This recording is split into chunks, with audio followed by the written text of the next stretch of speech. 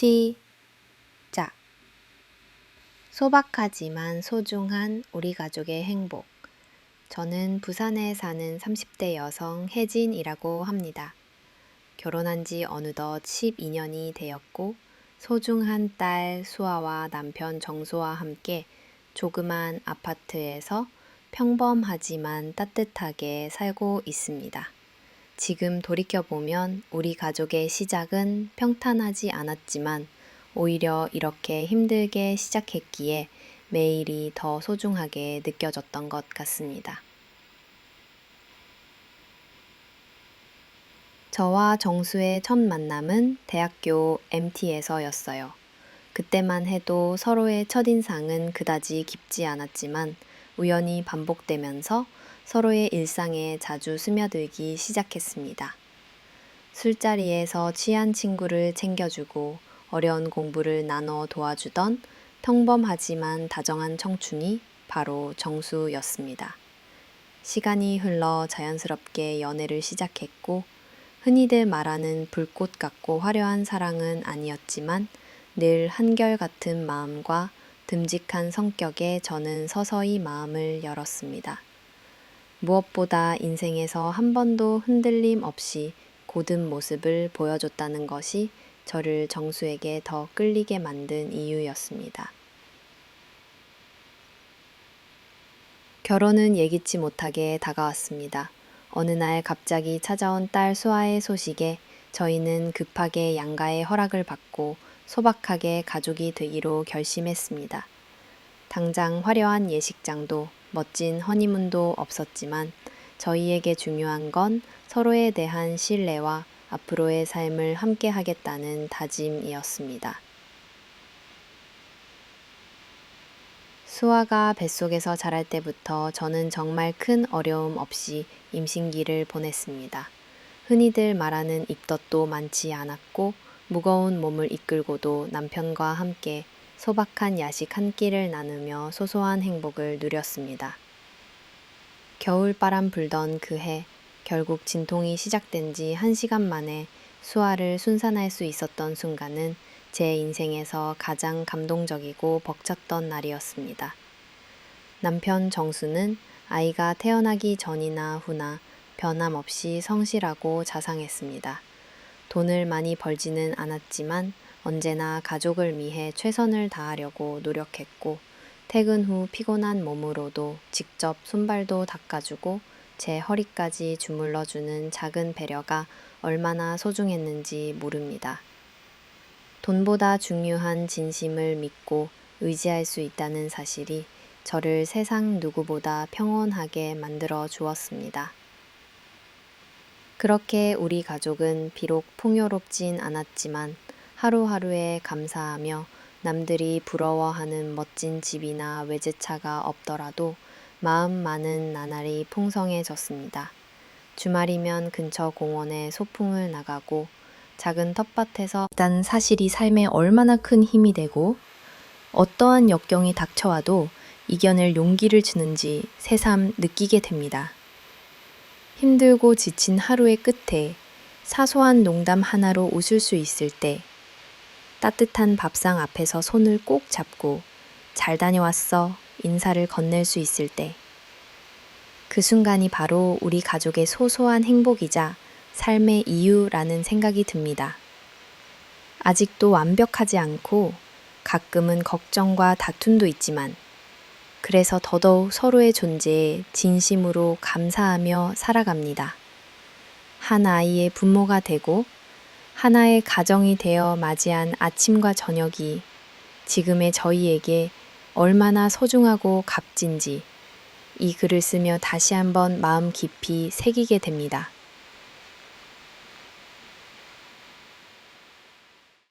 아빠 번째 위기, 갑작스러운 결혼과 조용한 희생. 우리 가족의 시작은 따뜻하고 소박했지만 그만큼 쉽게 흔들릴 수 있는 위기 또한 함께 찾아왔습니다. 수아가 제 뱃속에 찾아온 사실을 알게 되었을 때 너무나도 어린 나이에 아기를 품게 되었다는 현실은 두려움과 혼란으로 다가왔습니다. 저와 정수 모두 준비되지 않은 상태였기에 부모에게 털어놓은 그날의 긴장감은 아직도 잊혀지지 않습니다.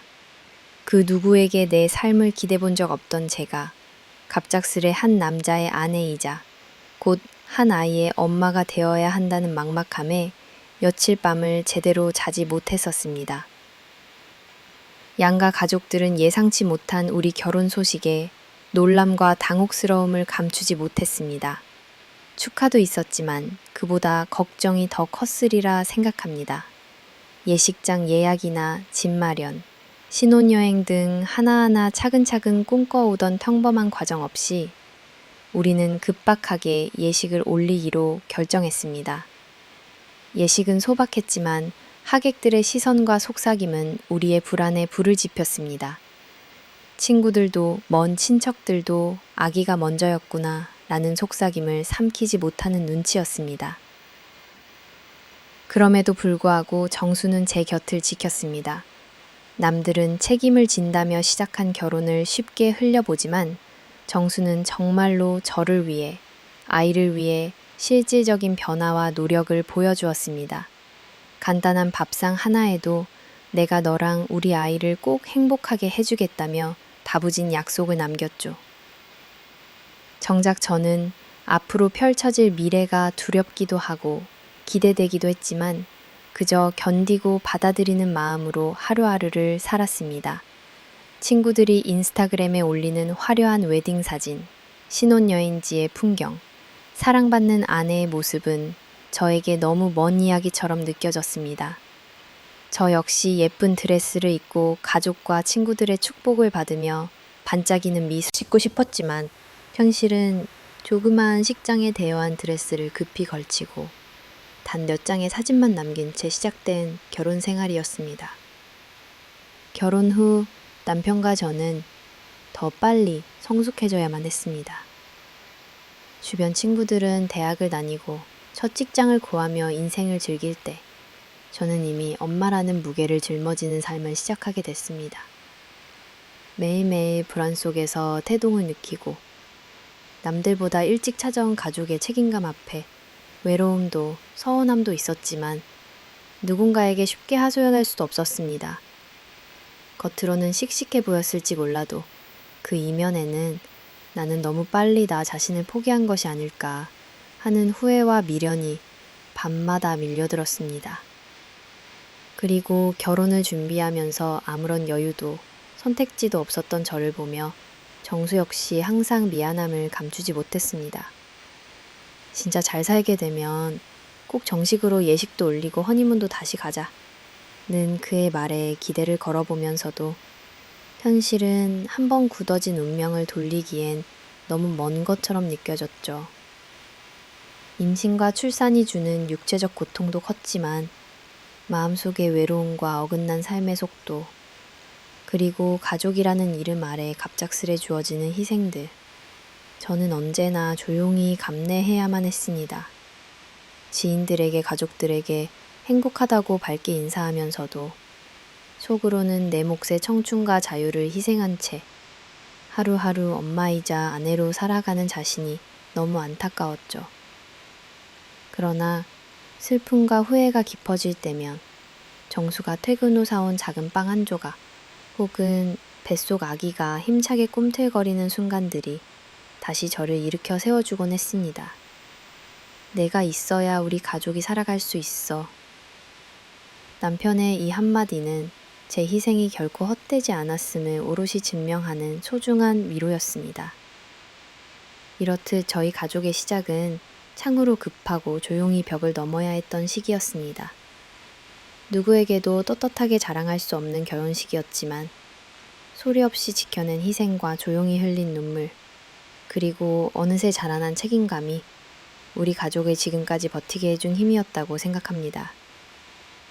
남들이 보지 못한 자리에서 애써 태어난 척 묵묵히 참고 견뎌낸 시간이 없었다면 우리 가족이라는 울타리도 없었을 것이라 믿습니다. 장조, 새로운 가족이 되어 적응해 나가느라 정신없던 시기, 남편 정수에게도 변화의 바람이 불었습니다. 갑작스럽고 빠르게 맞이한 결혼과 곧 태어날 아이, 책임감이 더해지면서 정수는 하루라도 빨리 금전적인 안정을 이뤄야 한다는 부담에 시달렸습니다. 당시 그가 다니던 작은 회사는 수입도 많지 않았고 올리려야 오르지 않은 급여에 매일 야근까지 이어져 정수의 얼굴은 점점 지쳐갔죠. 그 무렵 정수의 고등학교 친구이자 오랜 절친인 진호가 연락을 해왔습니다. 진호는 최근 음식점을 오픈해 짭짤한 재미를 보고 있었고 함께라면 더 큰 가게도 할 수 있다며 새 사업을 제안해 왔습니다. 가족을 지키기 위해 더 넉넉한 가장이 되기 위해 정수는 마지막 남은 적금까지 깨 진호와 아담한 분식집을 열게 되었습니다. 저 역시 불안한 마음을 굳이 감추고 걱정 말고 열심히 해보라고 응원해줬죠. 가게가 처음 문을 연 날 비가 추적추적 내렸음에도 평소 진호의 친화력이 빛을 발해 손님들이 북적였습니다. 저녁 늦게까지 불을 끄지 않고 영업을 하며 정수는 손님 한 명 한 명에게 정성을 다했습니다.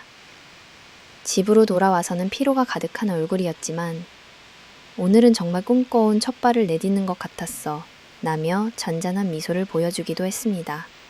매출도 생각보다 꾸준히 올랐고 진호와 이곳만 잘 안착해도 아이 분유값, 기저귀값 걱정은 안 하겠다는 희망도 잠시 키워나갔습니다. 하지만 성공은 길지 않았습니다. 가게를 여는 동네에 대형 프랜차이즈 분식집이 들어섰고 얼마 지나지 않아 손님 수는 절반 이하로 뚝 떨어졌습니다. 재료값과 월세, 인건비 등 고정 비용은 여전한데 매출은 점점 줄어들었습니다. 점점 더 초조해진 정수는 진호와 함께 식단을 바꿔보기로 하고 홍보도 열심히 했지만 뜻대로 되지 않았습니다. 설상가상으로 불길한 일이 터졌습니다. 어느 날 저녁, 평소와 다르게 진호의 모습이 보이지 않았고 며칠이 지나도 가게에 나타나지 않았습니다. 정수는 연락이 닿지 않는 진호에게 불안해하며 밤새 전화를 돌렸지만 진호가 결국 사업자금 일부와 가게 수입을 챙겨 잠적해버린 사실이 드러났습니다. 남편은 상심했고 순식간에 온갖 빚만 남았습니다. 남편의 믿음과 우정, 성실함을 악용한 대가는 너무나도 가혹했습니다. 그날 이후 남편 정수는 완전히 무너졌습니다. 매일 밤 집에 들어와 술을 마셨고 이 모든 게 내 잘못이야. 나는 제대로 가족도 지켜내지 못하는 한심한 사람이다. 라고 자신을 자책했습니다. 옆에서 위로하고 싶었지만 점점 그의 말과 행동이 날카로워져 저 역시 조심스러워질 수밖에 없었습니다. 임신 후기라 몸도 마음도 버거울 때 남편이 점점 멀어지는 불안감이 더욱 심해졌습니다. 생활은 물론 더 팍팍해졌습니다. 월세와 채무는 쌓여만 가고 남편은 돈을 벌기는커녕 술에 의지하며 시간을 흘려보냈습니다. 누군가에게 먼저 털어놓을 수조차 없이 저 혼자 하루하루를 버티는 수밖에 없었습니다. 조그마한 희망마저 바람과 함께 날아가 버린 듯한 막막함. 사회의 차가운 시선마저 덮쳐오던 그 시기가 제가 살아오며 처음으로 정말 모든 걸 잃을 수도 있다는 극도의 두려움을 맛봤던 순간입니다. 지금 돌이켜보면 사업 실패 그 자체가 아니라 그 후에 이어진 배신감 그리고 남편의 절망과 무기력이 우리 가족을 더 깊은 수렁에 빠뜨렸던 듯합니다. 누군가는 인생에서 한 번쯤 겪는다지만 저희에겐 너무 일찍, 너무 무겁게 닥쳐온 시련이었습니다. 하지만 그럼에도 불구하고 마음 어디선가 이대로 무너질 수 없다는 작고 희미한 외침이 절 다시 현실로 돌아오게 하는 원동력이 돼주었습니다. 절정에 달한 긴장, 절망과 원망의 말들. 남편 정수가 창업 실패와 친구의 배신으로 크게 무너진 이후 우리 집안의 공기는 점점 더 무거워졌습니다. 초반에는 남편의 고통과 후회, 절망을 이해하려고 한 걸음 물러나 조용히 곁을 지키려 애썼지만 어느 순간부터 그 침묵은 두 사람 사이 굳은 벽이 되었습니다.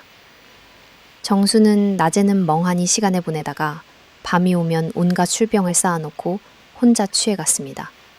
한때 책임감 있고 성실하던 남편의 모습은 온데간데 없었습니다. 그의 표정과 어조는 날이 갈수록 차가워졌고 작은 말 한마디에도 예민하게 반응했습니다. 일어나 업무를 보러 가는 대신 무력감에 침대나 소파에 누워 한숨만 내쉬는 날이 반복됐습니다. 그런 남편을 바라보며 저는 처음에는 진심으로 걱정하고 위로를 건네고자 했습니다. 우리 아직 젊잖아. 조금만 더 힘을 내서 다시 시작해보자. 수아도 곧 태어날 텐데 둘만의 생활이 아니라 가족의 미래를 위해 힘을 내줬으면 좋겠어. 매번 진심을 다해 말을 했지만 시간이 갈수록 남편은 점점 더 제 마음을 외면했습니다. 어느 밤 날이 새도록 남편이 술에 취한 채 거칠게 소리쳤습니다. 네가 뭘 알아? 내가 어떤 마음으로 여기까지 왔는지. 하나도 모른 주제에 겨우 말 한마디 위로랍시고 하냐? 내가 이 상황이 되도록 일부러 그랬을까? 결국 내가 이렇게 된 건 다 네 탓이야. 네가 임신하지만 않았어도 내가 그런 위험한 사업에 뛰어들지 않았을 거 아니냐고.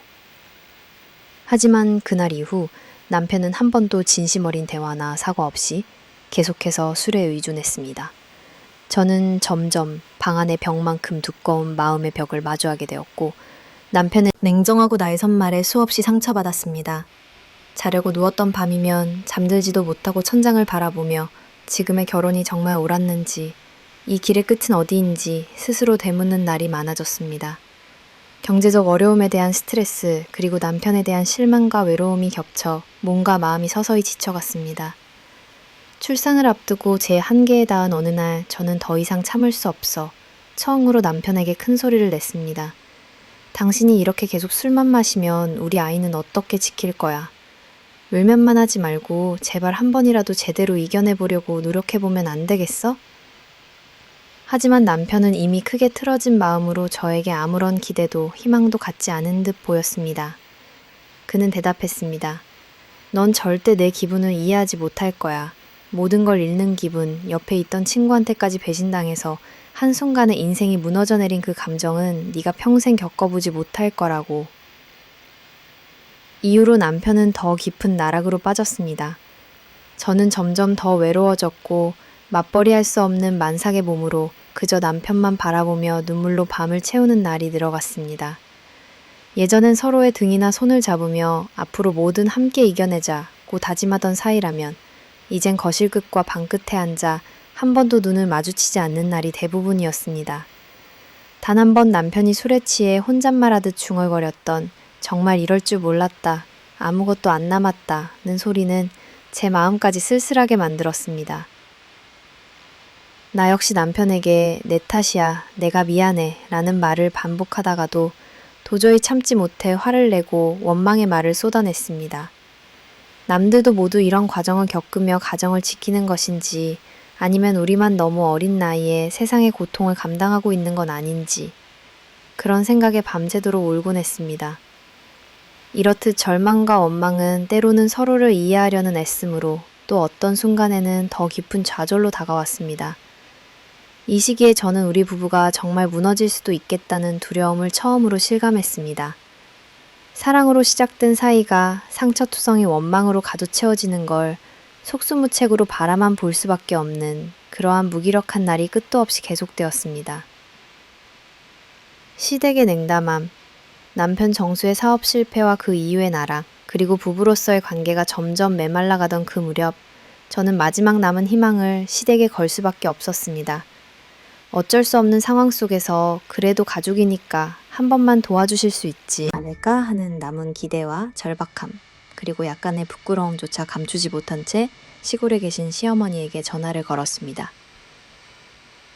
어머님, 저희 좀 도와주실 수 있으세요?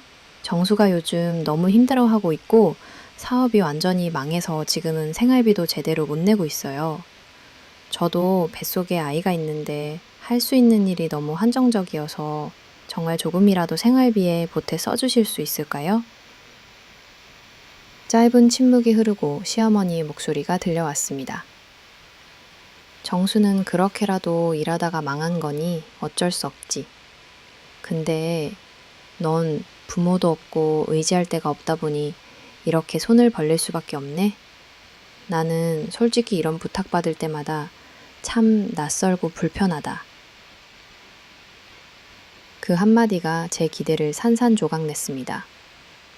저는 집안에 돌아와 남편에게 어머님이 힘들어 하시긴 하지만 우리가 다시 일어설 수 있게 힘을 주시지 않겠냐고 조심스럽게 말했지만 남편은 대꾸도 없이 소주잔만 비웠습니다. 며칠 뒤 저는 직접 시댁에 찾아갔습니다.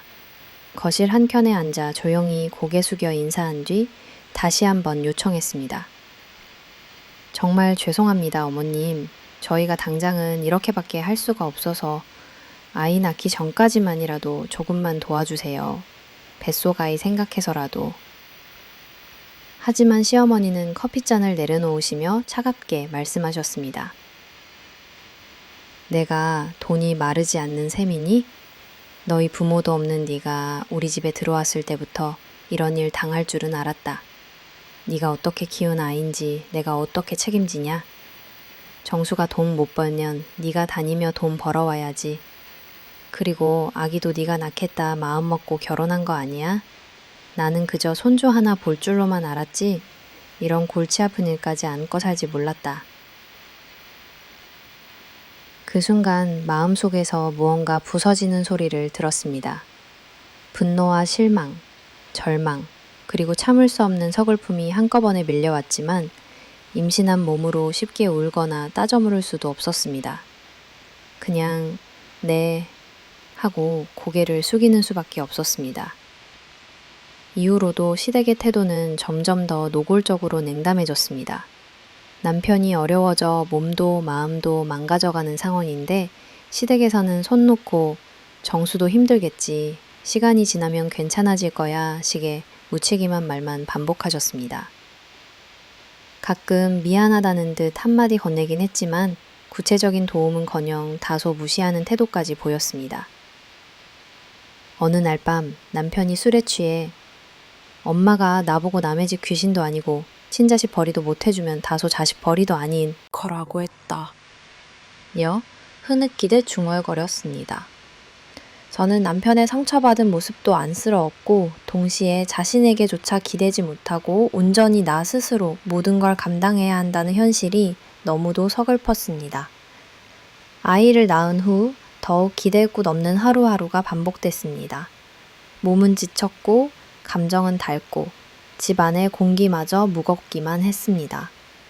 산후조리도 제대로 할 수 없어 열이 나고 어지러워 쓰러질 때 남편은 방에 틀어박혀 울기만 했고 시어머니는 내가 네 산후조리를 왜 봐줘야 하니?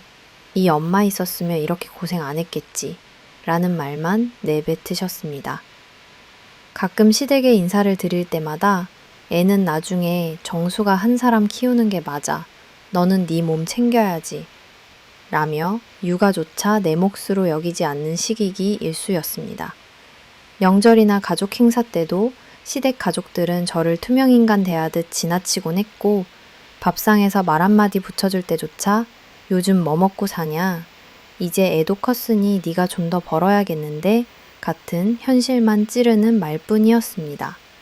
저는 그때마다 이 집의 며느리이자 손주의 엄마이자 남편의 아내이지만 결코 가족의 일원이 아닌 듯한 고립감에 휩싸였습니다. 어떤 날은 돈을 빌리러 시댁을 찾아가면 너 학교 다니던 시절에 빌려준 돈이나 갚아 라는 농담 섞인 비아냥을 듣기도 했고 장을 보러 낡은 차를 빌려달라 하면 네가 망쳐놓은 집에 차까지 망가뜨릴 생각하냐?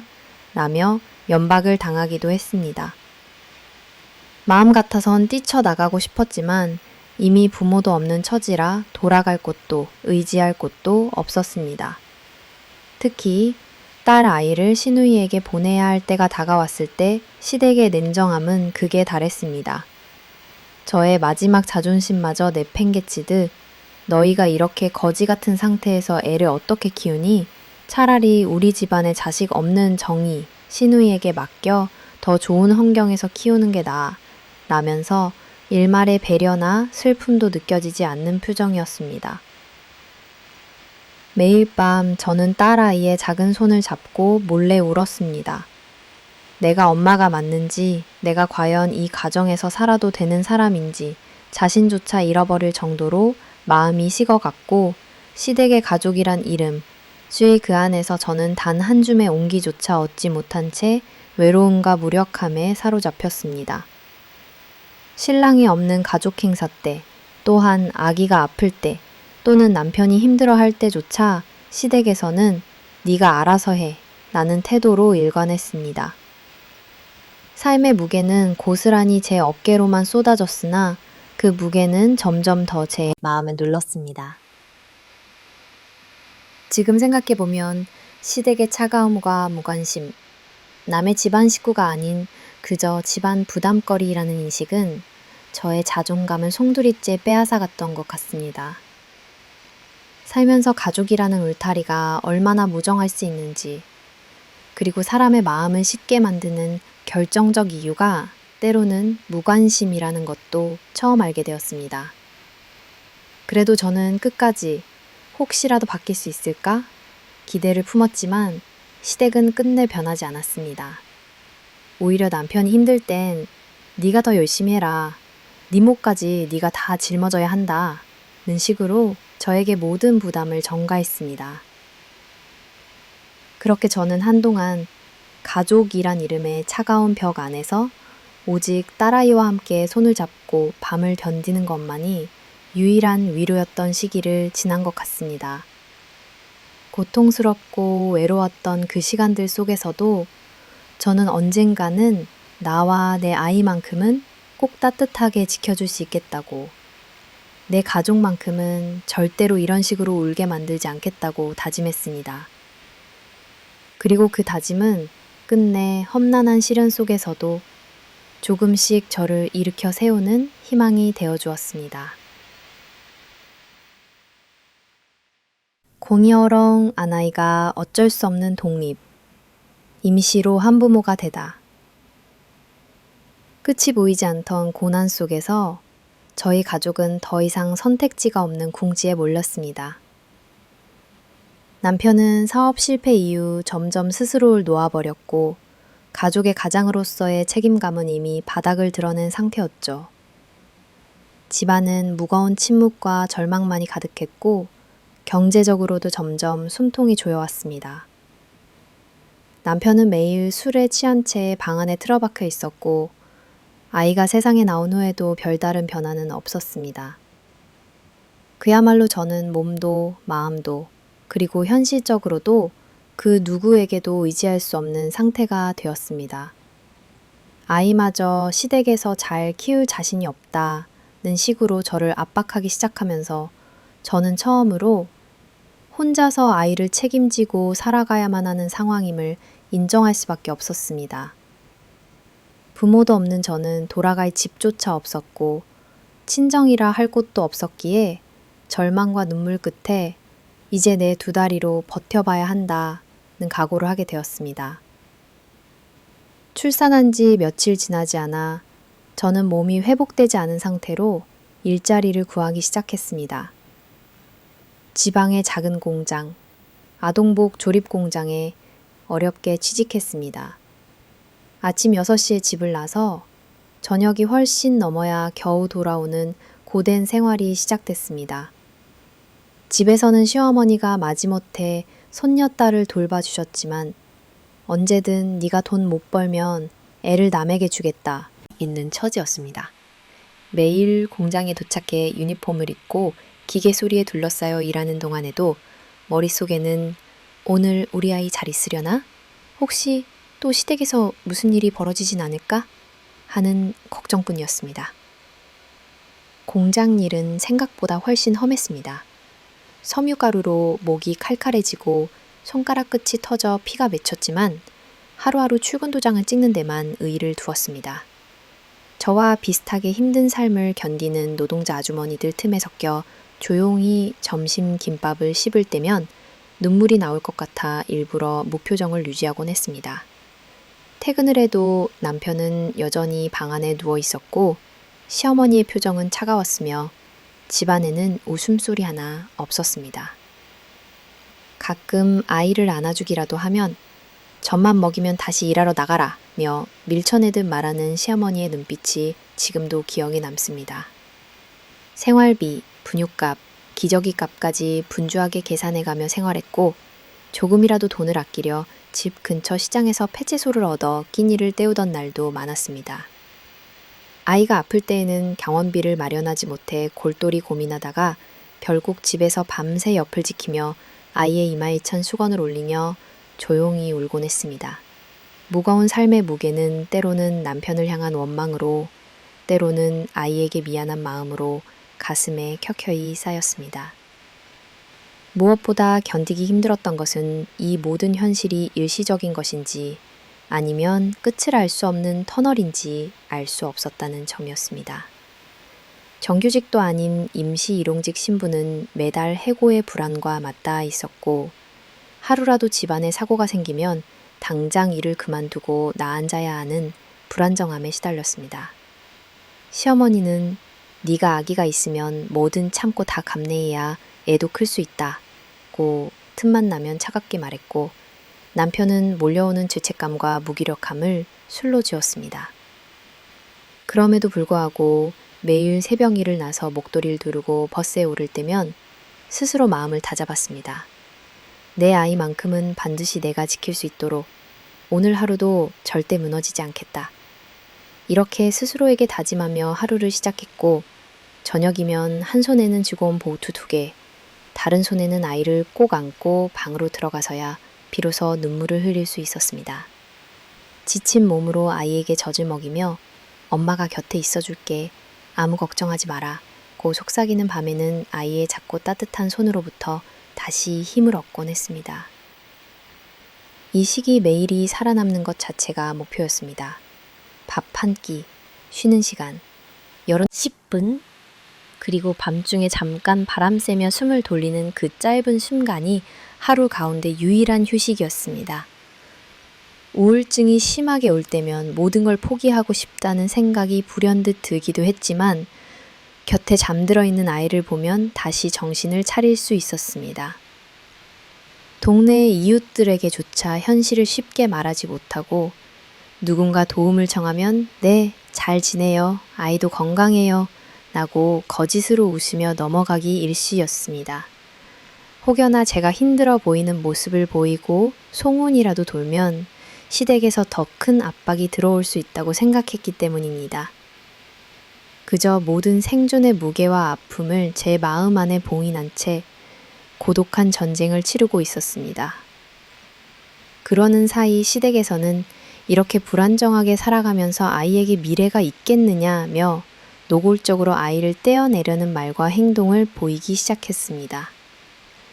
지금처럼 네가 돈도 못 벌고 집안 사정도 바뀌지 않으면 차라리 아이를 우리 손에 맡기라 하는 압박과 함께 시누이가 아이를 입양해 키우자는 이야기가 공공연히 오갔습니다.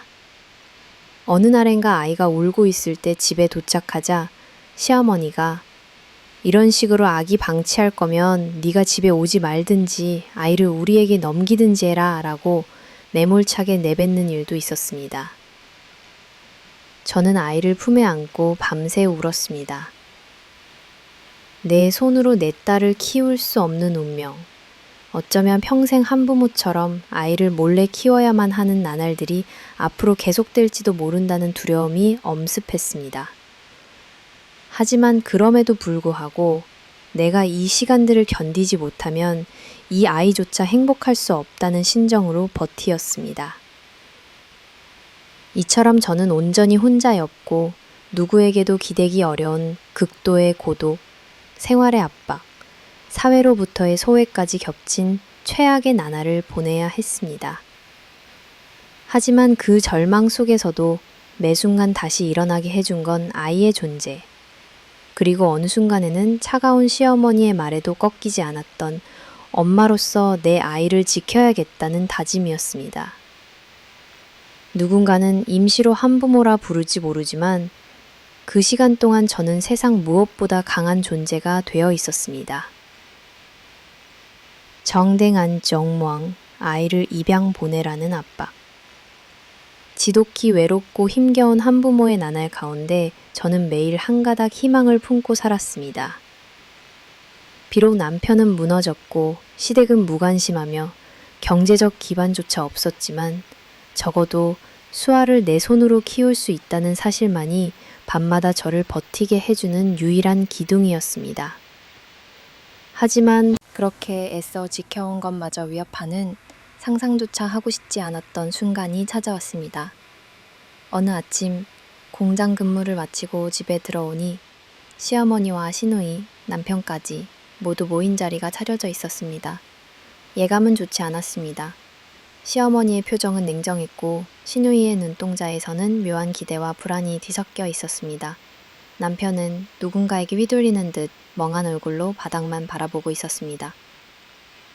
잠시의 침묵 끝에 시어머니가 말문을 열었습니다. 내가 잘 알다시피 지금 너희 둘이 같이 애를 키우는 건 무리야. 정수도 계속 이렇게 방에만 틀어박혀 있고 넌 새벽부터 밤까지 일해도 집안 꼴은 나아지지 않아. 우리 가족 중 누구도 이 상황이 오래가길 바라진 않아. 수아가 이렇게 방치당하면 그의 인생도 망칠 거다. 저는 속이 들끓었지만 꾹 참았습니다. 이어진 시어머니의 말은 더욱 가혹했습니다. 정희가 아는 사람 다 알다시피 결혼 몇 년째 애가 없어. 얼마 전에도 병원 다녀왔는데 아이 가질 가능성이 정말 없다고 하더군. 그런데 넌 지금 이렇게 키우는 것도 버거워하지 않니? 차라리 수아를 정희한테 보내는 게 어때? 정희가 키우면 집도 넓고 교육도 잘 시키고 네가 해줄 수 없는 모든 걸 다 해줄 수 있다. 우리 집안을 생각해서라도 수아 미래 위해서라도 이게 답이다. 그 순간 마음 어딘가가 송두리째 무너지는 느낌이었습니다. 한순간에 모든 감정이 뒤섞여 굳어버렸고 무력감이 밀려왔습니다. 세상이 너무나 불공평하고 잔인하게 느껴졌죠. 곁에서 남편도 힘없는 목소리로 그게 아마 수아를 위해서도 우리 모두 위해서 좋은 일일 수도 있어 라고 중얼거렸습니다. 저는 눈물이 북받쳤지만 지친 얼굴로 겨우 말했습니다. 엄마, 수아는 제 아이예요. 제 모든 이유이자 마지막 희망입니다. 제가 힘들더라도 반드시 제 손으로 키울 수 있도록 해보고 싶어요. 조금만 기다려주세요. 하지만 시어머니는 단호했습니다. 그런 생각은 네 욕심일 뿐이야. 네가 수아한테 해줄 수 있는 게 뭐가 있는데? 겨우 당장 밥 먹이는 것밖에 더 있어? 정희는 내가 평생 버는데도 못 모을 돈을 줄 수도 있어. 수아 인생 생각하면 네가 어떻게든 포기해야 맞는 거야. 불안을 넘어서는 두려움. 그날 이후 시댁의 압박은 이전보다 더 노골적이고 집요하게 이어졌습니다. 매일같이 언제 결심할 거냐, 시누이가 정말 간절히 기다리고 있다, 라며 아침 저녁으로 질문이 쏟아졌습니다. 심지어 시누이와 시어머니가 직접 제 앞에서 수아가 앞으로 어떤 환경에서 자랄 수 있을지, 어떤 좋은 학교에 다니고 어떤 풍족한 삶을 누릴지까지 세세하게 이야기하곤 했습니다. 시누이는 처음엔 머뭇거렸지만 갈수록 적극적으로 제게 수아만 오면 정말 평생 소중히 진짜 딸처럼 최선을 다하겠다며 설득했습니다. 남편의 감정도 점점 싸늘하게 식었습니다. 본인은 이미 삶의 의지도 희미했고 집안의 모든 책임과 현실을 저에게 떠넘기듯 정희한테 맡기면 너도 좀 쉬어갈 수 있잖아. 이대로 견디다 둘 다 무너지면 애한테 뭐가 남겠냐. 점점 시댁의 입장에 동조하는 모양새로 변해갔습니다. 저는 순간 가족이라는 이름으로 둘러싸인 모두가 제 편 한 명도 없는 현실에 절망할 수밖에 없었습니다. 잠 못 이루던 밤, 수아의 숨소리와 체온을 느끼며 저는 수십 번 스스로에게 물었습니다. 과연 내가 욕심 부리는 것일까? 아이의 미래를 위해 정말로 포기해야 맞는 일일까? 하지만 아무리 생각해도 답은 하나였습니다. 수아는 내 아이야.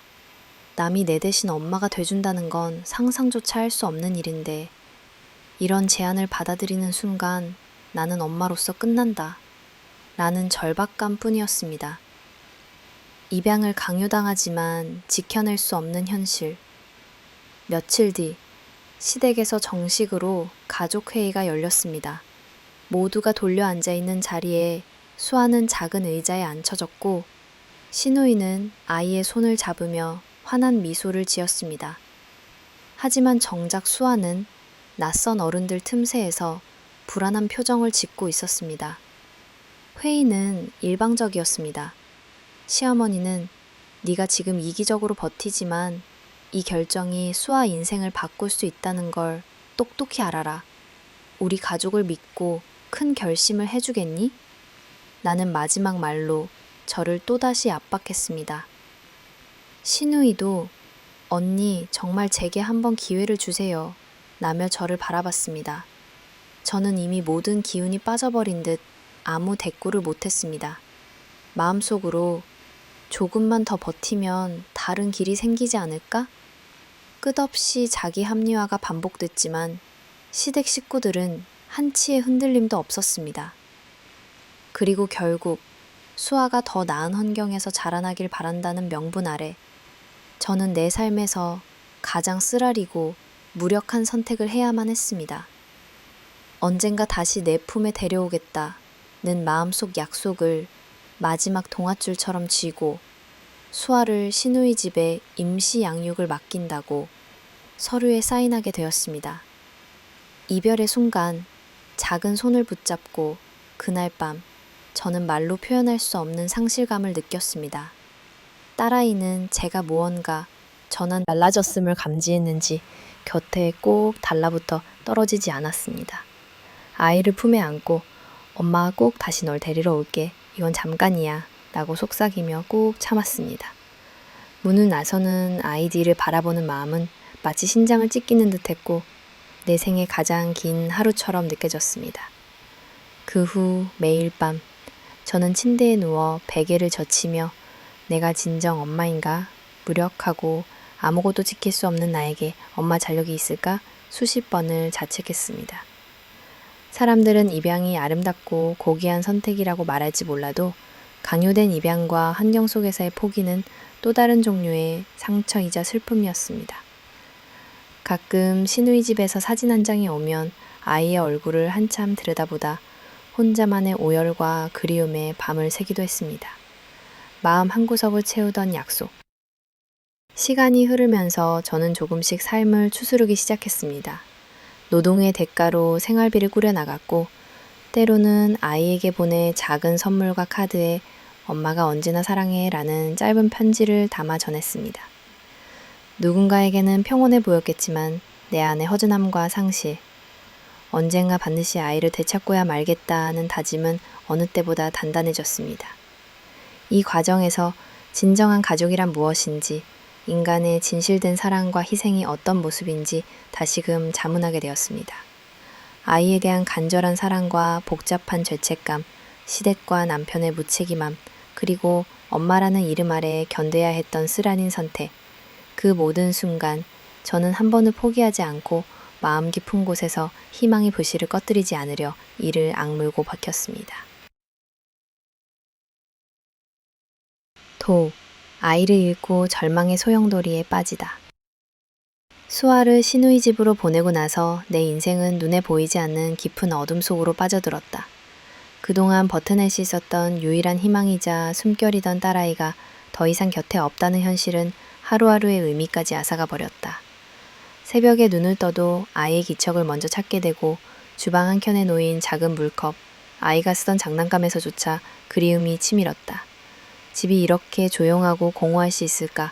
매일같이 내 몸도 내 마음도 쪼그라들었다. 남편 정수는 여전히 방 한 구석에 숨어들듯 제 감정을 마주하지 않았다. 그는 사업 실패 후 한 번도 내 눈을 제대로 쳐다본 적이 없었다. 술에 절어 하루하루를 보내는 남편의 모습은 점점 더 낯설게만 느껴졌다. 우리에게 남은 건 밥상의 침묵과 소파에 쌓이는 먼지, 그리고 누구도 쉽사리 털어놓지 못하는 마음뿐이었다. 아이가 인재 없는 집은 더 이상 가정이라기보다 그저 음으로 유지되는 공간일 뿐이었다. 이따금 수아가 시누이 집에서 잘 지낸다는 간단한 소식만이 들려왔다. 사진 한 장이 도착하는 날이면 아이 얼굴을 한참 들여다보며 그 곁을 떠나지 못했다. 수아가 환하게 웃는 모습을 보면서도 어느새 마음 한구석에서 끓는 질투와 슬픔, 그리고 깊은 자책감이 함께 피어올랐다. 엄마인 내가 아무것도 해주지 못했다는 자책이 날마다 가슴을 무겁게 짓눌렀다. 아침마다 정신없이 출근길을 나서도 일에 몰두할 수 없었다. 기계 돌아가는 소리, 동료들의 잡담, 점심시간의 웃음소리도 모두 나와는 먼 세상의 일이었다. 점심시간마다 아이 생각이 떠올라 밥 한 숟갈도 제대로 삼키지 못하고 결국 화장실에 숨어 울음을 삼켰다.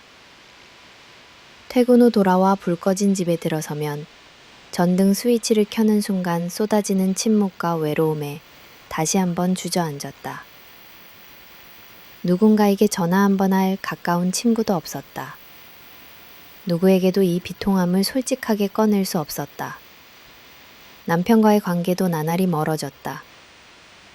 우리는 가족이라기보다 그저 우연히 같은 공간에서 살아가는 동거인처럼 변해갔다. 남편은 자책과 패배감, 그리고 현실 도피에 점점 잠식되어 갔고 내게 무심했다. 서로에게 아무런 기대도 요구도 하지 않게 되자 대화는 거의 끊겼다. 단 한 번 술에 잔뜩 취한 남편이 내게 이렇게 중얼거렸다. 정말 미안해. 내가 아빠로서 아무것도 해줄 수 없었고 네 마음도 알아주지 못했다. 그 말에 또 한 번 허무함만 남았다. 삶은 무거운 짐이 되었다. 아이 없는 시간 나는 마치 투명인간처럼 살아갔다. 매일 똑같은 노동, 똑같은 반복, 미래에 대한 희망이나 기대 없이 현실이라는 좁은 방에 갇혀 살아가는 느낌이었다.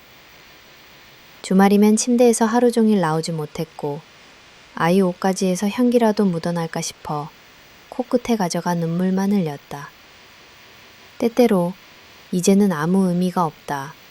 차라리 모두 끝냈으면 하고 위험한 결심이 머릿속에서 맴돌았다. 하지만 마지막 남은 책임감이 나를 겨우 붙잡아 주었다.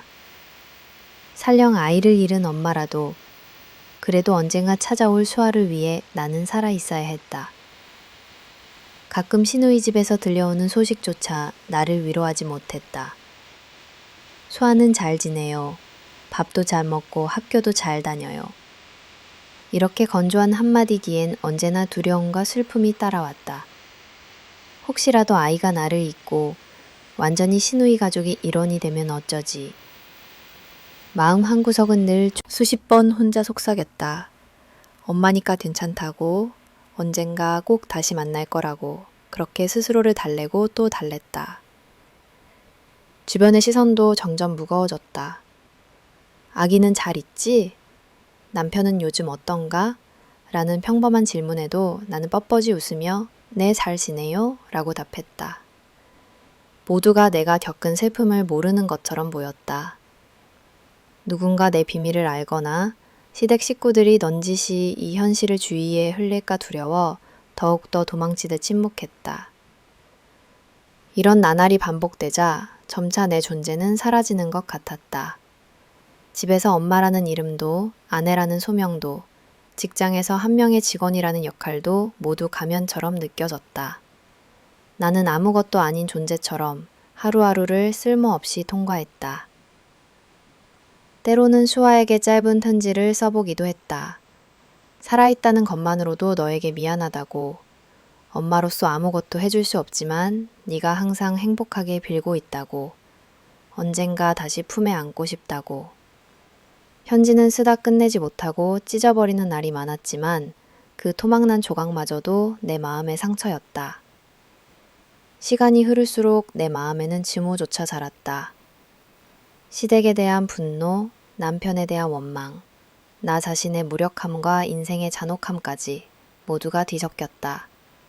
가끔은 만약 내가 조금만 더 강했다면, 누군가에게 의지하지 않고 내 힘으로 무언가를 할 수 있었다면 하며 되돌릴 수 없는 시간들을 부여잡고 잠 못 드는 밤이 계속되었다. 이 시기 나는 정말로 인생의 바닥이라는 걸 체감했다. 전에 없던 위장병과 불면증이 찾아왔고 식사조차 거를 때가 많았다. 거울을 보다 머리카락이 한 움큼 빠진 걸 보고서야 내가 얼마만큼 스스로를 돌보지 않고 있는지 깨달았다. 그럼에도 불구하고 살아남겠다는 생각 하나로 겨우 숨을 이어갔다. 가끔 이웃에게서 들려오는 아이들 소리, 학교 운동에 흥겨운 음악, 같이 마트에 온 엄마와 딸의 웃음소리는 나를 더욱더 외롭고 슬프게 만들었다. 나만 세상에 뒤처진 듯한 모두가 평범하게 누리는 행복조차 가질 수 없는 늪에 빠진 기분이었다. 세상은 그대로인데 오직 내 삶만 무너지고 있다는 자괴감. 그런 하루하루가 몇 달, 몇 년을 이어졌다. 그러던 어느 날 낡은 핸드폰 메모장에서 수아가 어릴 적 남긴 짧은 음성 녹음을 발견했다. 엄마, 사랑해. 그 한마디가 다시 내 마음 한켠에서 온기를 피워냈다. 희미하게 남아 언젠가는 이 끝없는 절망도 끝날 거라는 희망. 사랑함띠 위에 버텨야만 한다는 본능. 내가 다시 딸과 만나기 전까지 이 눈물을 멈출 수 없을 테지만 세상이 나를 버려도 수아를 향한 사랑만은 버릴 수 없다는 진실만이 나를 앞으로 조금씩이라도 걸어가게 했다. 디아 아주 작은 희망. 고단한 삶과 말로 할 수 없는 아픔. 아이를 떠나보내고 난 뒤 세상은 저에게 한없이 좁고도 차가운 곳이 되었습니다. 살아야 할 이유, 버텨야 할 의미가 흐릿하게나마 남아 있었지만 하루하루가 끝도 없는 혈투와 같았습니다. 삶이란 말이 무색할 만큼 매일은 의무적이고 고된 반복의 연속이었고 가슴 속에서는 그리움과 죄책감이 무엇과도 비할 수 없는 고통으로 쌓여갔습니다. 새벽이 오면 나는 인형처럼 자동적으로 침대를 벗어나고 차가운 마룻바닥에 맨발을 딛습니다. 패인 손으로 세수를 하고 얼굴에 걸린 생기 없는 표정을 억지로 다려가며 일을 나설 준비를 합니다. 날씨가 어떤지도 거울 속 내 얼굴이 얼마나 늙었는지도 신경 쓸 겨를조차 없습니다. 벽에 걸린 시계 초침 소리조차 유난히 크고 적막하게 들리는 새벽. 드문드문 출근길에 나선 사람들 틈에서 저는 늘 그림자처럼 존재했습니다.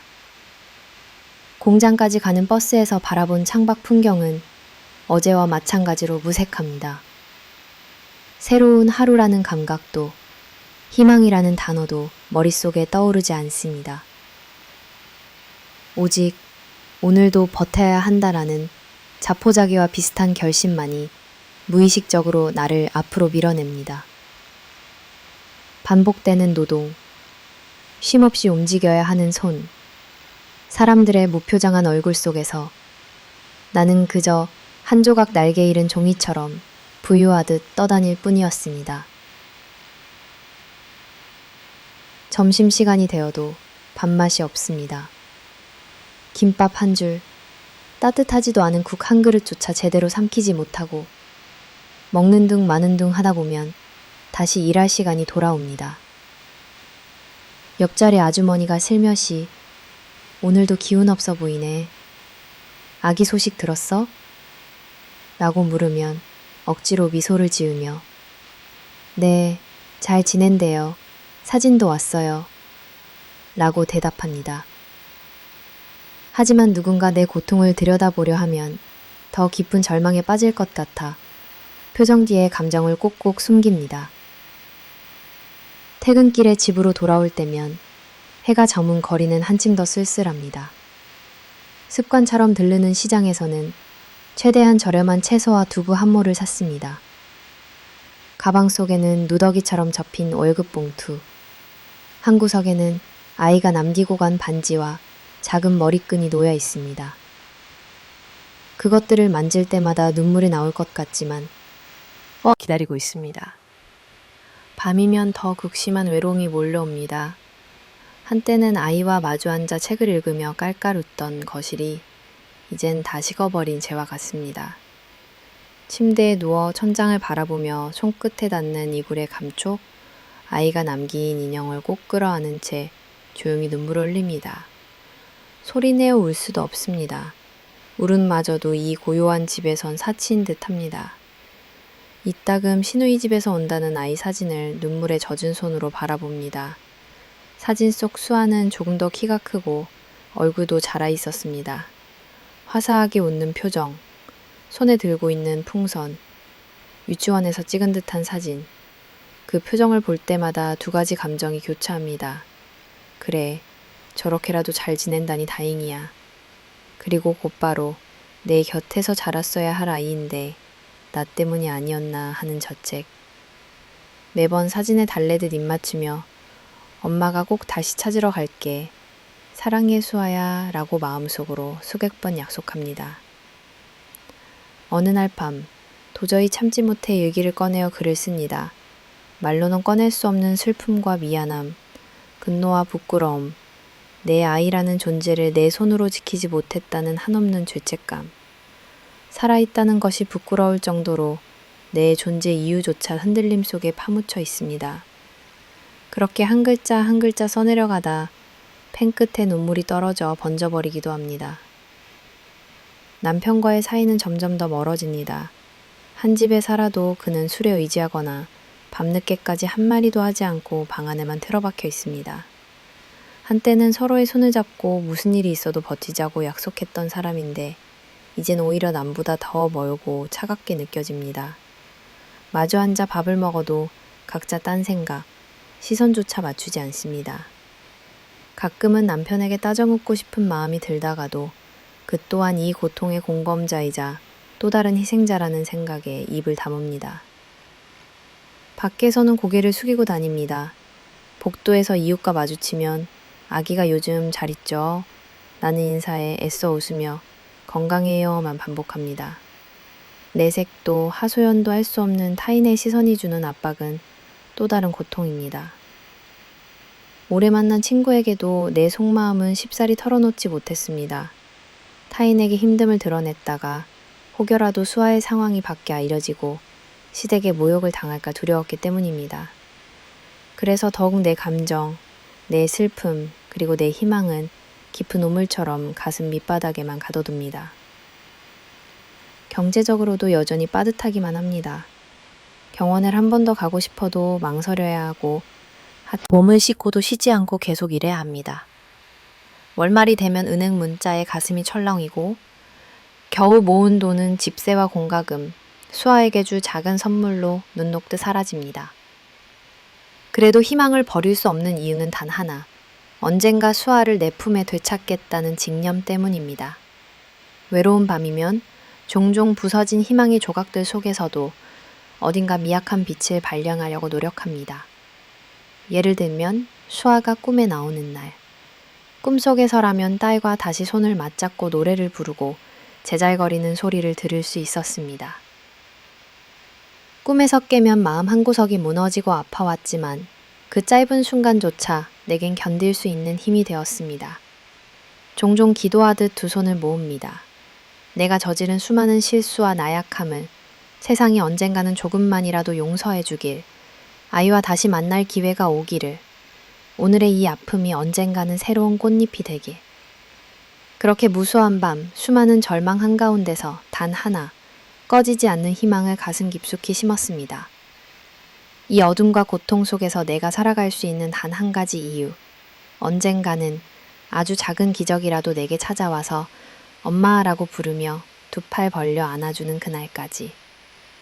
나는 오늘도 가장 밑바닥에서 희망이란 이름의 끈을 부여잡고 내일을 향해 한 발짝 또 한 발짝 내딛습니다. 어느 누구도 시간 앞에서 자유로울 수 없다. 나는 잃어버린 아이, 허술한 가정, 그리고 나 자신에 대한 실망과 죄책감 속에서 10년이라는 긴 시간을 버텼다. 세월이 흐르면서 마음의 감각은 무뎌졌지만 내 안 깊은 곳에 남은 상실의 흔적은 조금도 희미해지지 않았다. 출근과 퇴근, 일을 하고 집에 돌아와 어두운 방 안을 멍하니 바라보는 하루하루. 처음엔 그리움과 원망, 슬픔에 압도당했지만 차츰 몸과 마음이 자포자기에 익숙해져 갔다. 그러나 그 10년이란 세월도 내 삶에 찾아온 진정한 충격 앞에서는 아무것도 아니었다. 10년의 결핍과 잃어버린 일상. 매일 아침 쓸쓸함과 허망함만 남은 집을 나섰다. 이미 남편과는 부부라는 말조차 어울리지 않을 만큼 멀어졌고 서로를 피해 동거하듯 살아갔다. 가끔 명절에 남편의 가족들이 마지못해 전해오는 수아의 소식조차 점점 희박해졌다. 아이가 학교에 진학했다. 건강하다는 단 한두 마디의 말, 혹은 잡지에서나 볼 법한 성장한 사진 몇 장이 전부였다. 며칠씩 대화다운 대화를 나눈 적도 없었다. 심지어 내 생일에도, 아이의 생일에도, 집안엔 아무 기념도 축하도 없었다. 내 일상은 오로지 일을 견디기 위해 존재했고, 수아의 잊힌 흔적들만 나의 시간 속에 스며들어 있었다. 그 10년의 세월 동안 나는 수십 번 삶을 포기하고 싶었고, 또 그만큼 수십 번 아이를 꿈에서 껴안았다. 일상에서 무의식적으로 우리 딸은 잘 자라고 있을까? 지금쯤 외롭지는 않을까? 나를 기억은 할까? 라는 질문이 끊이지 않았다. 그 답없는 방황은 나를 마치 외딴 섬에 버려진 사람처럼 고립시켰다. 밖에선 무표정하게 웃고 집안에서는 벽에 기대어 멍하니 천장만 바라보는 수많은 밤. 이따금 시누이가 보내오는 사진 속 아이의 얼굴은 점점 내 기억과 멀어져 갔다. 언젠가 이 재회도 의미를 잃어버리는 게 아닐까. 그런 생각이 들면 스스로를 자책하고 또 자책했다. 세월은 내 죄책감만 남긴 채 너무 잔인하게 흘러갔다. 예상치 못한 비극과 정신적 붕괴, 그러던 어느 늦은 가을, 평소와 다름없는 하루였다. 일을 마치고 집에 들어서자 남편의 핸드폰에 떨리는 전화 한 통이 왔다. 나는 무심코 그 곁에 앉아 있었지만 남편은 전화를 받은 뒤 온몸이 굳어버렸다. 수아가 사고를 당했대. 처음엔 아무 말도 믿기지 않았다. 시누이 집에선 이미 모든 게 정리된 듯 장례식 날짜와 장소, 그리고 아이가 구조대 도착 전에 멀리 떠났다는 단 한마디만 전해져 왔다. 나는 미쳐버릴 듯 비명을 질렀다. 와락 눈물이 쏟아졌지만 그마저도 맥없이 식어갔다. 내 딸 단 한 번도 품에 안지 못한 채 사진 속 그 얼굴이 마지막이라는 사실이 더욱 절망적이었다. 장례식장에 갈 자격도 용기도 없었다. 시누이 가족은 조용히 행사만 치렀고 한 번도 내게 전화를 걸어오지 않았다. 남편과 나는 집에서 서로를 피하며 각자의 방에서 엉엉 울다가도 이내 서로의 존재를 잊은 듯 고통 속에 잠겼다. 집안 공기는 단단한 유리벽으로 둘러싸인 듯 무거웠고 말 한마디 꺼내려 해도 목이 메어 나오지 않았다. 그 충격은 내 삶을 완전히 부숴버렸다. 10년간 애써 갈무리했던 모든 감정과 희망이 한순간에 날아가 버렸고 내 안엔 텅 빈 절망만 남았다. 내 인생에 더는 희망도 목표도 없다고 느껴졌다. 점점 온몸이 무거워지고 이불을 뒤집어 쓰고 하루 종일 눈만 뜨고 누워있는 날이 이어졌다. 상실감, 죄책감, 그리고 끝없는 자책. 나는 생각했다. 이게 모두 나 때문이었나? 처음부터 내 곁을 떠나지 않았다면 과연 이런 재앙이 닥쳤을까? 내 품이 무너졌다. 밤마다 수아의 이름을 수십 번 불렀다. 내 손으로 직접 보내지 않았더라면, 조금만 더 용기 내어 싸웠더라면 딸의 운명은 달라졌을까? 주변 사람들은 그저 이젠 다 지난 일이야, 네 탓이 아니야 라고 말했지만 나는 아무 말도 믿을 수 없었다. 어느 새벽 차가운 창문에 비친 내 얼굴을 보며 나는 내가 누구인지조차 잊은 것 같았다.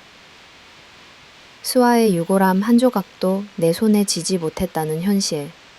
사진이 전부가 되어버린 아이의 삶. 내 안에서 참을 수 없는 분노와 슬픔이 뒤엉켰다. 삶은 파도가 없는 깊은 바닷속, 침묵처럼 정지해버렸다. 세상 모든 소리 위로 내 딸의 웃음소리, 어린 시절 엄마를 찾아 울던 모습, 잠결에 속삭이던 목소리만이 차가운 공기 속을 맴돌았다. 삶의 의미 없이 떠밀려가는 세월. 남편과 나는 완전한 남남이 되었다. 한 집에 살아도 시선조차 마주치지 않았다. 겨우 식사 때만 주방에서 스치듯 얼굴을 보고 아무 대화도 없으며 서로 각자의 감옥 안에서 살아갔다. 누구도 먼저 말을 걸 용기가 없었다. 가끔 남편이 술에 취해 미안하다, 속삭였지만 그마저도 공허했다. 그의 슬픔을 이해하면서도 내 슬픔과 겹칠 힘이 없었다. 이후 수개월, 나는 평소처럼 출근과 퇴근만 반복했다. 공장에서도 시장에서도 버스에서도 내 존재는 투명인간이나 다름없었다. 나에겐 가족도 미래도 꿈도 없었다. 모성도 여성도 그 어떤 삶의 의미도 내 몸에서 하나씩 떨어져 나갔다. 오직 살아남아야 한다는 생존 본능만 희미하게 남아 오늘을 견디게 만들었다. 냉혹한 진실에 마주한 후 남은 것, 수아의 사고 소식에서조차 나는 진실한 마지막 이별조차 허락받지 못했다.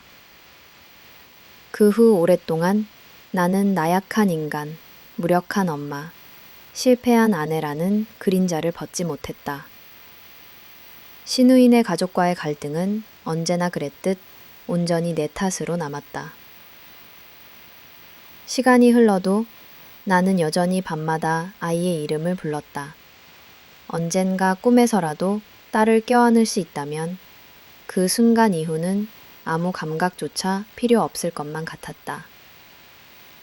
10년의 세월과 그 끝에서 맞은 마지막 비극, 냉혹한 현실은 내 남은 인생에 견고한 어둠의 벽을 남겼다. 그리고 그 어둠 속에서조차 나는 또다시 죄를 짓는 마음으로 아이를 생각하지 않을 수 없었다. 그게 바로 진짜 엄마의 상처이고 평생 씻을 수 없는 아픔이었다. 쓸쓸함 위로 하루하루를 견뎌내는 것이 내 삶의 전부였다. 그런데 어느 날 인생을 송두리째 뒤흔드는 충격이 불시에 찾아왔다. 그 놀라운 진실은 내게 또 한 번의 시련이자 어쩌면 마지막 기회이기도 했다. 우연히 가져다준 간초. 그날도 지친 몸을 이끌고 공장 일을 마쳤다. 버스에서 내려 집까지 터덜터덜 걷던 중 길 모퉁이 편의점 앞에서 오래된 잡지 몇 권이 쌓여 있는 것을 보게 되었다. 무심코 집어든 잡지에서 낯익은 이름에 시선이 멈췄다. 범범 지역 모범 청소년 장학생 인터뷰 나는 글귀 아래 수아와 똑같은 이름 그리고 어린 시절과 닮은 아이의 눈매가 내 가슴을 찔렀다. 나는 며칠을 뜬 눈으로 밤을 지새웠다. 혹시나 내가 환상을 본 건 아닐까. 내 딸이 정말 살아있다면, 그리고 여전히 이 지역 어딘가에서 숨쉬며 자라나고 있다면, 뼈저린 슬픔과 뜨거운 희망이 엇갈렸다. 결국 나는 어떤 대가를 치르더라도 진실을 확인해야겠다고 결심했다. 순간 머릿속이 텅 비고 가슴은 미친 듯이 고동쳤다. 나는 본능적으로 잡지를 사서 모든 페이지를 훑었다. 아이는 신우이의 딸로 소개되어 있었고 인터뷰 중에 잠깐 친엄마와의 이별에 대한 언급이 있었다. 그 문장을 반복해 읽으면서 내 속에서 무언가 터지는 듯한 충격과 혼란이 동시에 일었다. 진실을 찾아가는 고독한 추적. 먼저 인터넷과 SNS, 학교 홈페이지 등 수아의 이름이 오를 수 있는 모든 흔적을 수소문했다. 신우이 가족이 사는 동네 공개 게시물, 학교 소식지, 졸업 앨범 등에서 차츰 단서들이 모였다.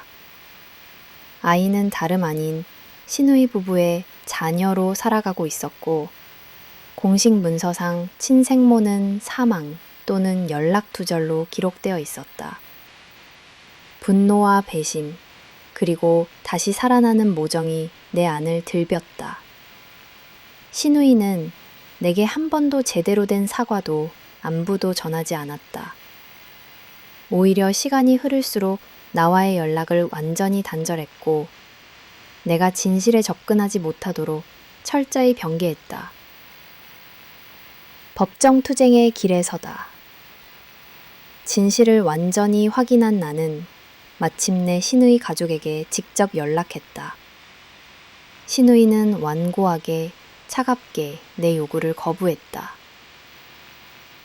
행정처와 가족관계 등록부, 혼인관계 증명서, 과거 양육 임시 위임에 대한 흔적 등 하나하나 다시 꺼내어 말이 트라우마처럼 메아리 쳤다. 내 존재가 완전히 지워진 듯한 고통이 밀려왔다. 하지만 더 이상 뒤로 밀려설 수 없었다. 나는 지역 법률구조공단을 찾았다. 사정을 눈물로 토로하며 딸의 친권 회복과 사실관계 확인을 위해 필요한 모든 서류와 증빙을 모았다. 사회적 시선, 두려움과의 싸움, 소송이 길어질수록 주변에 곱지 않은 시선과 소문이 쏟아졌다. 이제 와서 부질없다. 딸의 인생을 또 들쑤실 거냐는 말로 때로는 내 편인 듯 때로는 싸늘한 외부의 공격도 견뎌야 했다. 하지만 내 마음 깊은 곳에는 이전과 달리 결연한 의지가 가득했다. 법적 절차는 늘 예측 불허였고 신우이 측도 점점 더 집요하고 교묘하게 정상가정, 안정된 환경을 내세웠다. 심지어 신우이의 지인, 학교 선생님 등을 증인으로 내세워 수아가 그 가족 내에서 안정적으로 자랐다는 것, 친엄마의 존재가 오히려 혼란만 부를 거라는 것을 강조하기도 했다. 밤이면 한없이 무력해져 정말 내가 옳은 걸까? 혹시 이 싸움이 또 딸의 마음에 상흔만 남긴다면 스스로를 수백 번 질책했다. 수아와의 재회, 그리고 상처받은 관계의 실체. 수아는 처음엔 내 존재를 혼란스러워했다. 그 과정에서 아이가 신우이 집에서 부당한 차별과 미묘한 소외감을 겪어왔던 사실도 드러났다. 재판 과정에서 생물학적 친모로 출석하는 내 손을 매몰차게 뿌리치며 난 이모가 내 엄마라고 생각해왔어요. 갑자기 왜 이렇게 찾아와서 모두를 힘들게 하세요? 라고 오열했다. 나 역시 모든 잘못, 오해, 그리고 10년간의 공백을 한순간 설명할 수 없었다. 그러나 포기하지 않았다. 짧은 면담, 심리상담, 보호관찰 등 여러 절차를 거치며 서서히 수아와의 거리를 좁혀갔다. 고통스러운 시간 넘어 결국 찾아온 권리. 결국 법원은 여러 차례의 공판과 추가 조사 끝에 내 친권 회복과 단계적 친자 재결합 프로그램 실시를 결정했다. 수아와의 재결합 과정은 단번에 이루어진 것이 아니었다. 남편은 이미 지난 세월, 자신감과 생기, 가정의 소중함을 모두 잃었다. 나는 처음으로 눈물 범벅이 된 채 판결문을 받아들고 말았다. 내 딸을 내 품으로 다시 돌려줄 기회, 내 삶의 마지막 태양이 다시 떠오른 것이다. 결말, 재회하는 날과 새로운 시작. 몇십 년 같은 기다림 끝에 마침내 찾아온 재회의 날은 내 삶의 모든 계절과 시간을 응축한 한순간이었다. 뜨겁게 견진 상실과 고통 위에 올려진 이 만남은 그저 돌려받는 것이 아니라 세상을 새롭게 배우고 한 인간으로 다시 태어나는 일과도 같았다. 훗날 슬픔과 설렘에 그쳐 법원의 판결 이후에도 현실은 생각만큼 쉽지 않았다. 법적 친권이 회복되었어도 상처받은 시간은 한 번에 지워지지 않았다. 딸 수아와 나는 모녀라는 이름 외에는 서로를 이해하지 못한 두 타인에 가까웠다. 재회가 결정된 전날 밤 나는 한참을 잠들지 못한 채 밤하늘을 올려다보았다. 마음 한가득 설렘과 두려움이 엉켜 밤 공기가 더욱 무겁게 느껴졌다. 내가 잘할 수 있을까? 이 아이에게 또 상처를 남기진 않을까? 미래가 불확실하고 내 품으로 다시 돌아온 아이가 나를 쉽게 받아들일지 자신할 수 없었다. 하지만 내 안엔 누구도 꺼내지 못한 작은 각오가 자라나고 있었다. 이번엔 어떤 고난이 와도 절대 포기하지 않겠다는 다진 말이다. 딸과의 첫 만남, 침묵, 그리고 눈물. 양육권 이관 첫날, 나는 한참을 집안 구석구석을 치우고 아이가 어릴 적 남겨둔 물건들을 꺼내놓았다. 구겨진 인형 하나, 익숙한 책장, 조금은 어색한 그림 엽서들. 초인종 소리가 들렸고 문을 여니 수아가 낯선 표정으로 서 있었다. 신우이와 복지사, 담당 공무원이 곁을 지켰지만 그 순간 배경이 사라진 듯 오직 우리 둘만 남은 기분이었다.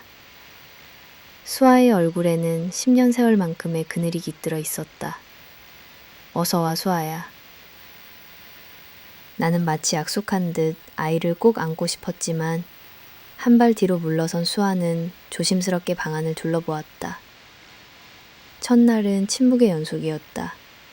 아이는 겨우 감사합니다 정도로만 대답했고 나는 미소를 잃지 않으려 애썼다.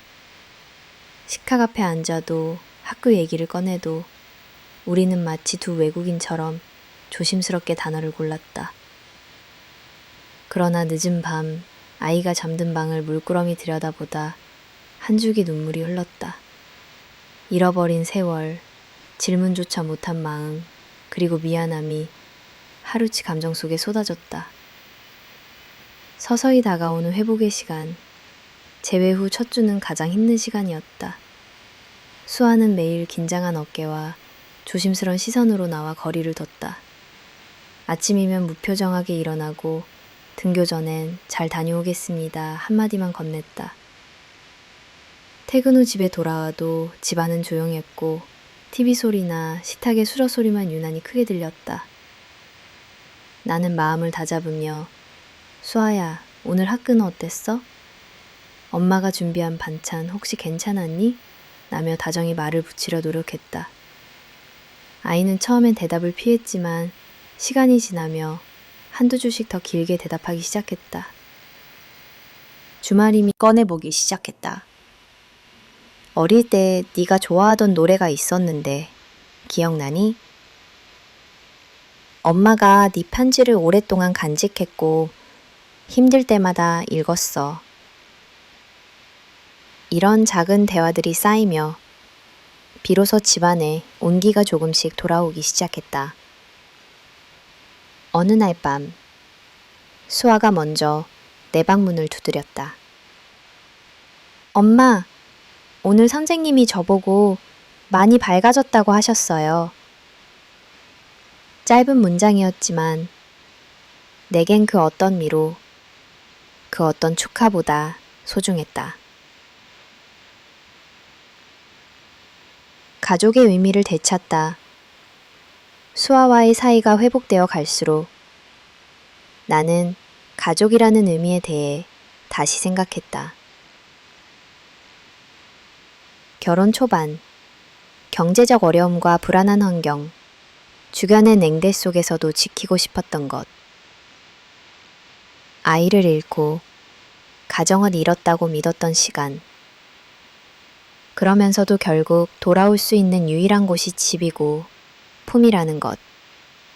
이제 우리 둘만 남아도 더는 결핍이나 흔결이 아니라 서로의 상처를 안아주는 존재가 되었음을 느꼈다. 남편과의 재결합은 이루어지지 않았다. 그는 이미 자신의 삶을 찾아 먼 곳으로 떠났다.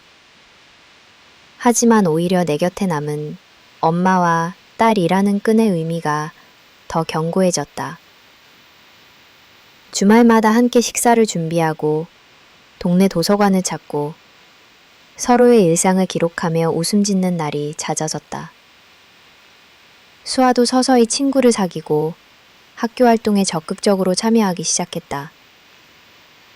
나는 그녀의 성장에 작은 용기라도 될 수 있다면 언제든 어떤 희생도 감수할 수 있을 만큼 오랜 시간 내 안에 깊게 자리한 죄책감과 슬픔을 희망으로 바꿀 수 있음을 믿게 됐다.